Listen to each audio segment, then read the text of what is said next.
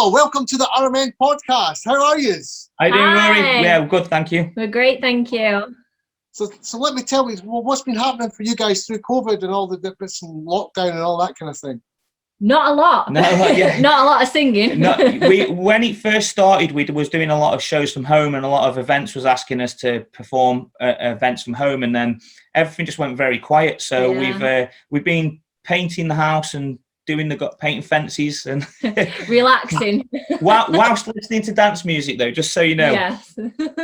Oh, that's okay. That's all right. You're allowed to be a bit of dance music in the background as the paint goes on and all that kind of thing. So tell me, how did you guys? I mean, obviously, Cappella's been going for a long, long time, since the 90s. Yeah. How did you guys get involved in the whole Cappella experience? Well, actually, it's crazy because it turns out that Cappella has been going since the 80s, actually. So it goes a long way back. And I think the story behind it is incredible, with Gianfranco Bortolotti, who was the creator of the media records and obviously creator of Cappella. So I used to listen to Cappella. For me personally, I used to listen to Cappella as a teenager doing my paper round when I was at school. So I was a fan of like Cappella and Too Unlimited and all those bands like so. So we was working and doing our own projects. We've been in the industry. I'm a little bit older than Liz, but we've both been a little bit, just a little bit. Just tiny. But we've both been performing professionally since we were 16. So we've lived and breathed the music industry. We set up our own record label when we was younger and started doing our own releases and stuff. And along that line, we got introduced to Gianfranco Bortolotti, and the idea came up about us joining Cappella. So what I did is I took footage from some of the shows that we'd been on and put it over a Cappella song, and I showed it to him in the meeting, and then we went to a studio in London, didn't we? He flew over to London from Italy to see us, and we took him out for dinner with our business partner and agent, who was just our agent at the time.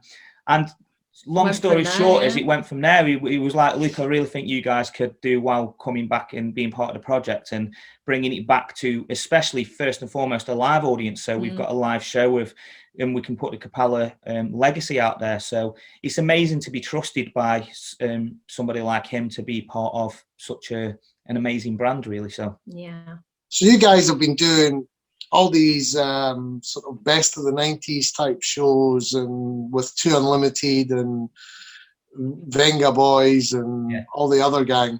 But you guys, I mean, the music's still banging, really, isn't it? I mean, it still gets the crowd going mad. It really does. I think we found as well that a lot of the shows we do, the audience are actually getting younger and younger, to be honest. Yeah, it's crazy. And even though the audience might not know the Cappella songs, the automatically start, dancing to it, raving to it, because it's just so upbeat. It's, it's in your face, and the atmosphere is always amazing, isn't it? On them? So incredible. You get involved no matter what, even if they don't know it. And because it's quite repetitive, the song words are, they start singing it back.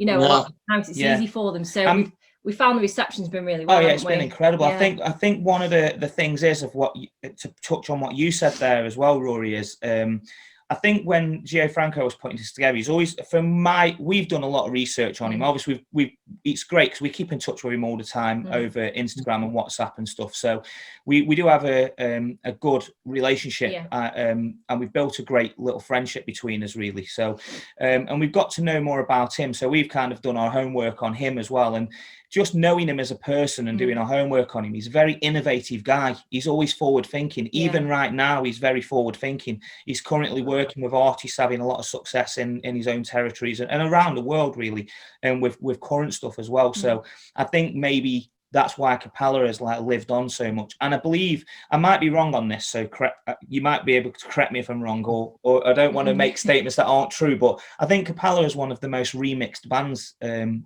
the dance world, in the world, from what I can believe. So many DJs have remixed it. So it's I think it's more of a, maybe in certain parts of Europe, maybe a bit more commercial, but in the UK, I think it's less commercial and just more.